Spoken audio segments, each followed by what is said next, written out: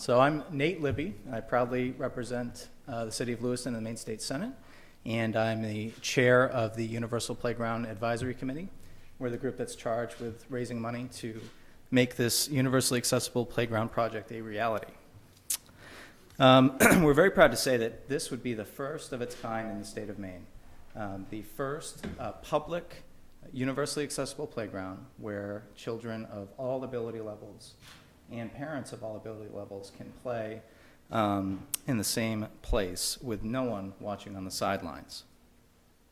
The project's design is already complete, as you can see from some of our drawings over here.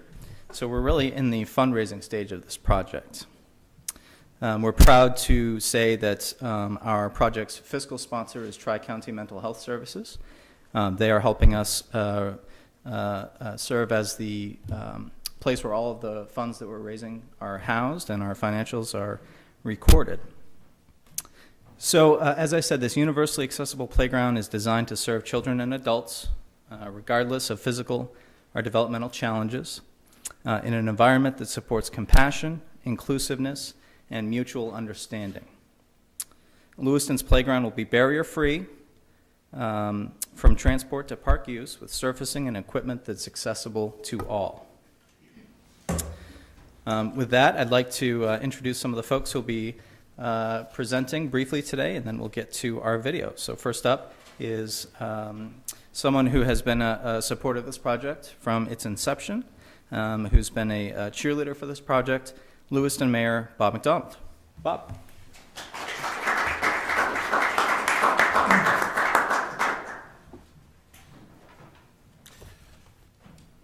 Before I start, I'm extremely supportive of this project.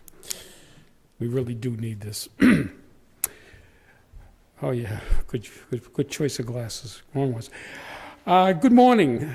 Children are the future of the community, and projects like this one for all children is for all children, regardless of the individual's ability. The spirit of a child is filled with wonder and discovery, and through the completion of this playground, that's what will be celebrated here in Lewiston. The first in Maine universally accessible playground will enable children and families to play together without worrying about what each family member can actually do. The announcement for today's event includes a picture of a little girl running alongside a little girl in a wheelchair, both smiling and clearly happy. You can't beat that. That's what you're doing. That's what you're going to see in this playground.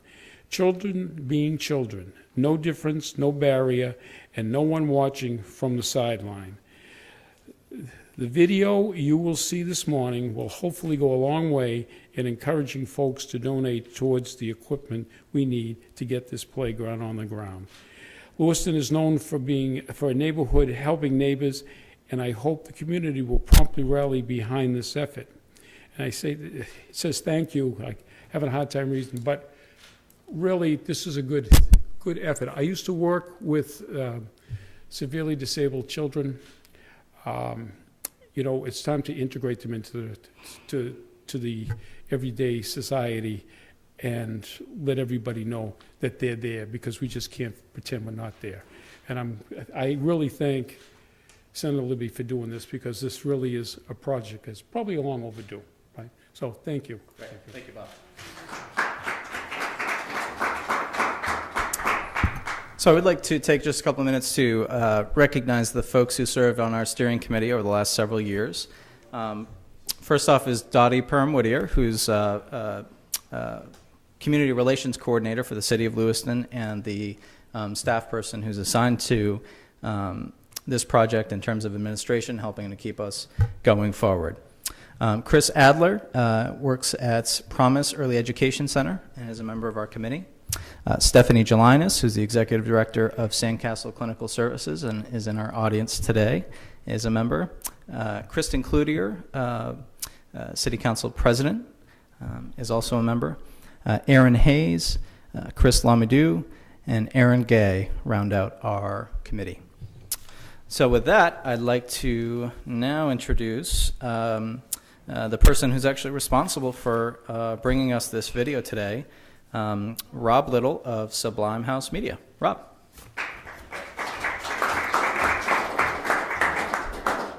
Hello.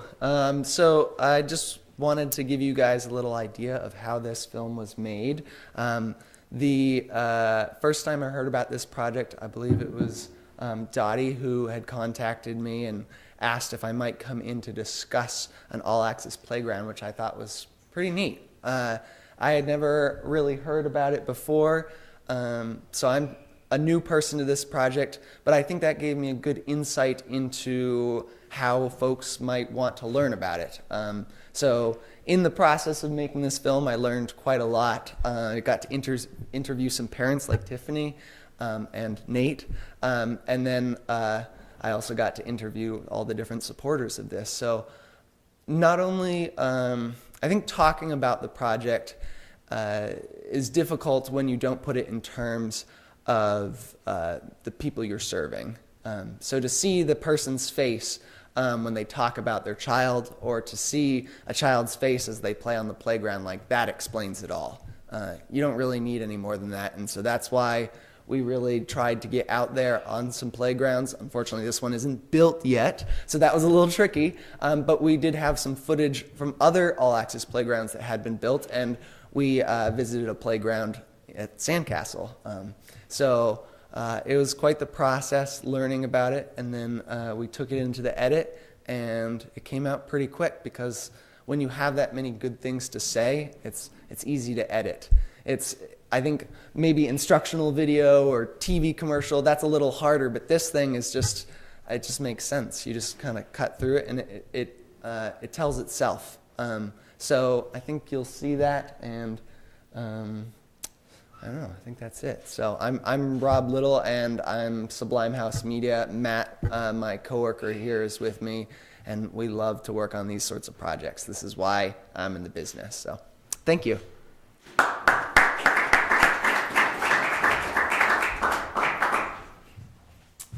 All right, so now we'll get ready to debut the video and our fundraising page.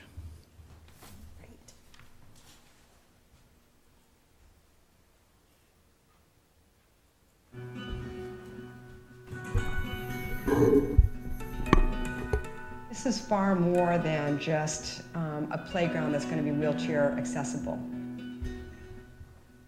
We were at an unveiling, and Izzy, I think, was 3 at the time.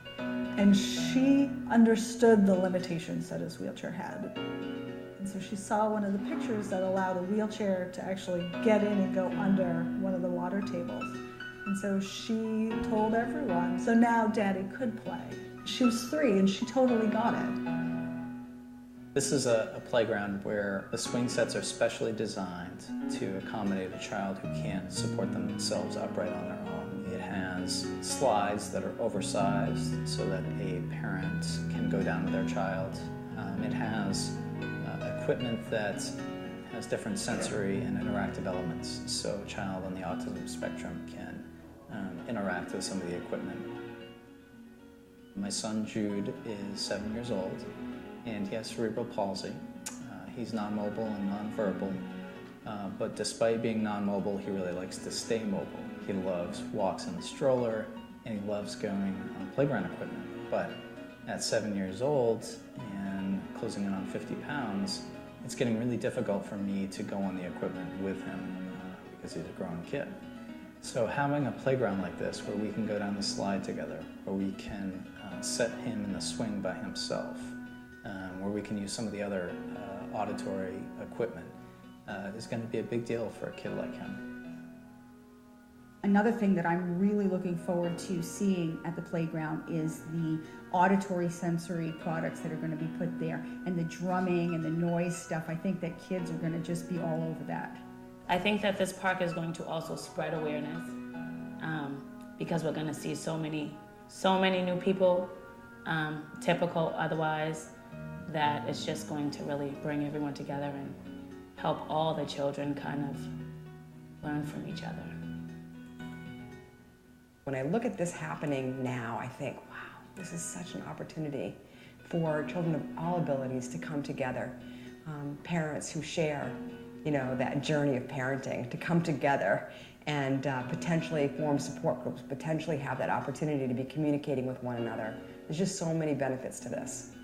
We're seeing a lot of young families move to the area who really want to feel that they are living in a community that is welcoming and inviting to everybody.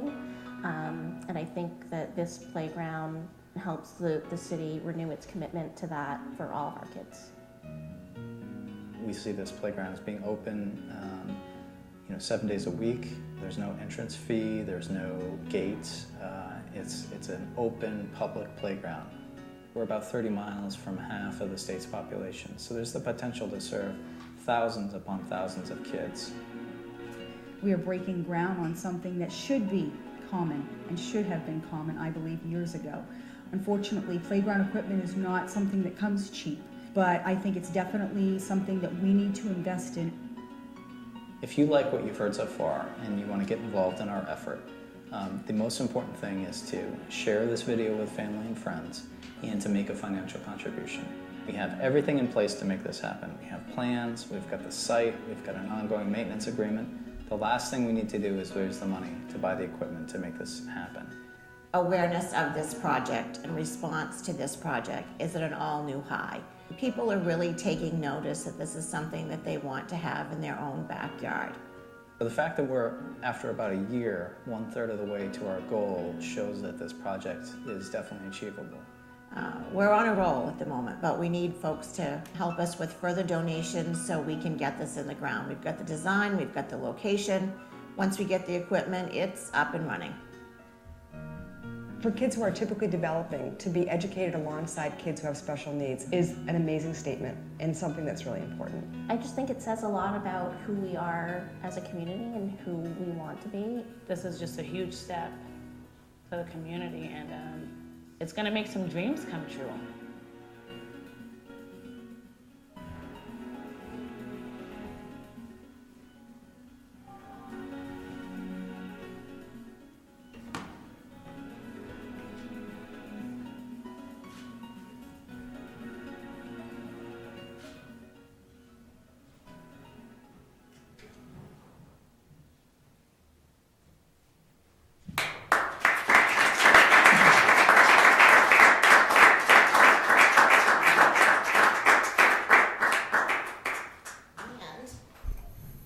There is our GoFundMe page, which you see the address over there.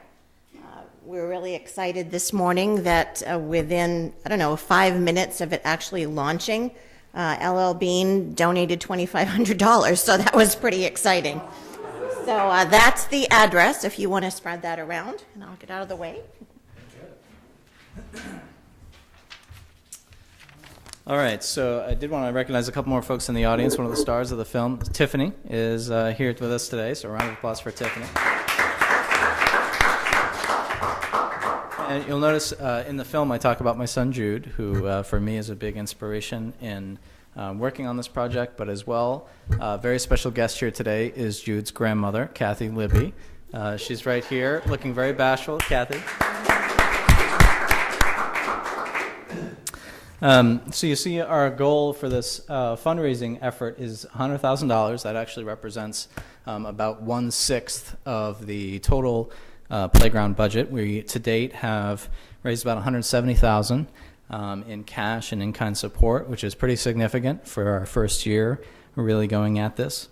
Our total budget's about $650,000, give or take. And so we're really excited to launch this video today as an effort to generate some additional cash so that we can start buying equipment this winter and this spring, and hopefully doing a ribbon cutting later on this spring, and at least put into the ground a first phase of this project. So with that, I'm now going to turn it over to a good friend and a longtime supporter of this project, Lewiston City Council President Kristen Cloutier.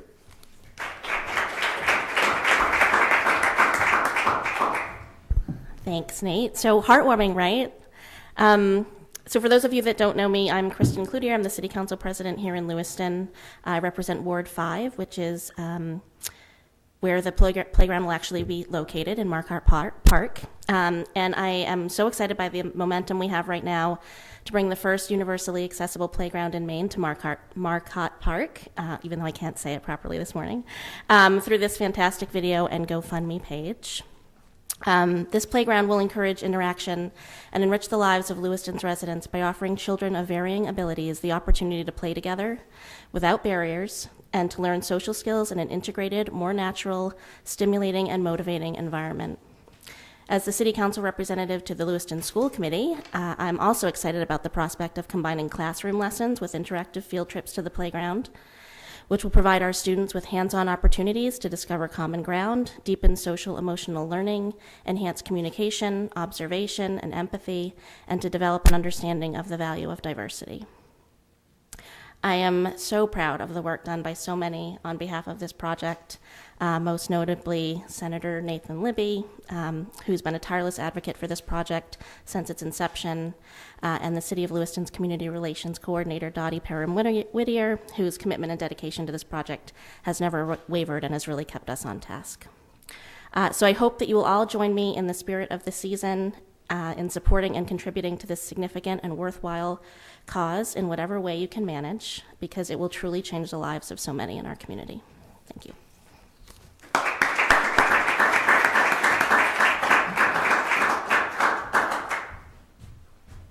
I want to take this moment to recognize some of the folks who've made contributions to date. First off is Shane's Inspiration. They're a national nonprofit that helps organizations like ours build universally accessible playgrounds all over the country. The City of Lewiston has awarded a Community Development Block Grant Fund to help us purchase equipment. Lewiston Public Works has agreed to help us with some in-kind installation. The Lewiston Auburn District Rotary has awarded a grant to help us buy some equipment. LL Bean, you saw, has made a contribution online and a previous contribution as well. Norway Savings Bank, I think we've got folks from Norway Savings Bank here today who've been very generous in their support. The Sun Journal has agreed to help us with some promotion. Mechanic Savings Bank has helped us with a grant. Fishbone's Restaurant has also helped us. So a big thanks to them.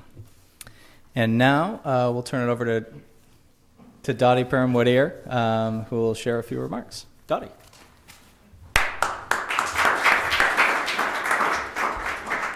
Well, I think this is just very cool. I think that it really represents the civic engagement we continue to see within the city of Lewiston, and that people are excited about this project.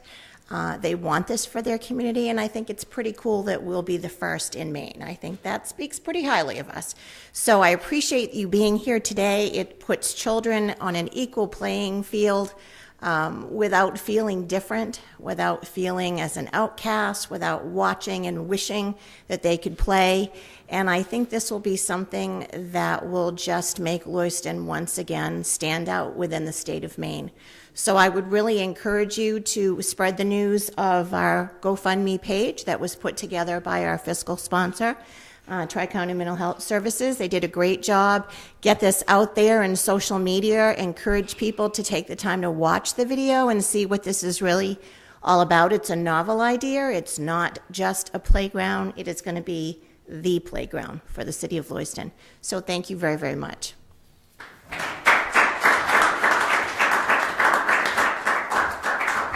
So just in closing, our ask today is for folks to share this video, to share this page, and to help us raise the funds necessary to bring us to the next step in this project.